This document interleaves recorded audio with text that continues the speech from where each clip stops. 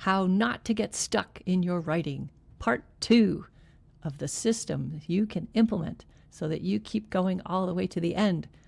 This one is pair shares. What's a pair share? A pair share is simply two people sharing their story and mirroring for each other what they heard.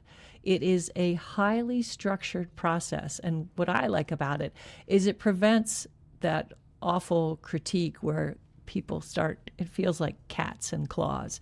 Not a good thing. Pair share is so structured, and it's actually enjoyable because of that. It frees up both the writer and the person who is partnered with them in the pair share. So how does it work? What it is you have one person who serves as the storyteller and the other person who serves as the witness, and you have a 15-minute chunk of time.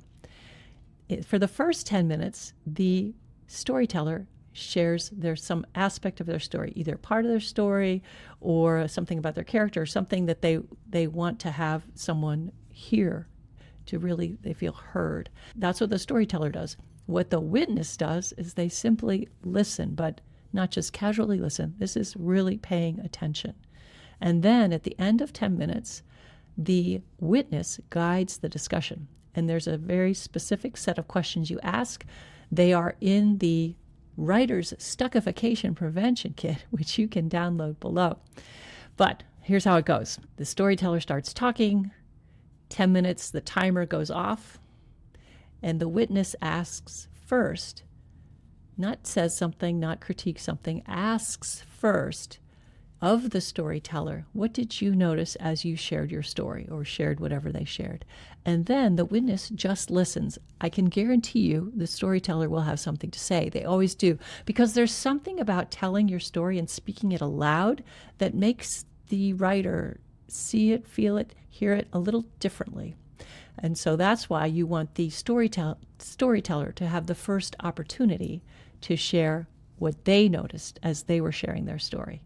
Then whatever they say, the storyteller says, thanks for sharing that.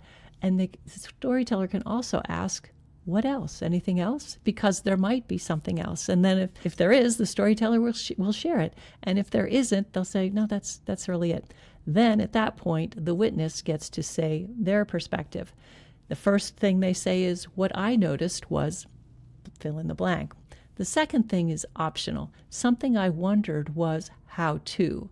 And that how to is really important because it frames it as a question to explore. How to make the character's motivation clear to the reader, or how to make the fact that the protagonist can't go back to what the situation they left, why they can't go back, how to make that clear. How to explores possibilities. It's not providing answers.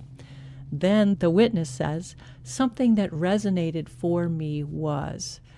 There will be something that the witness noticed that resonated for them, and they share it at that point. And then they say, they ask, it's their last question, what else is on your mind? It's an opportunity to go back to the storyteller, and typically the storyteller has some thought or commentary on something the witness said. So that's how it works.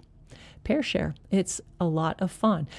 One person goes first as the storyteller. They have 10 minutes to share. Then the witness leads the dialogue. That's 5 minutes. And then they flip roles. The witness becomes the storyteller becomes the witness. It is fun. It really is. And you can see an example. We will link that in the notes below so that you can see how it works. Thank you for being here. That's all for now. Take care. Tally ho.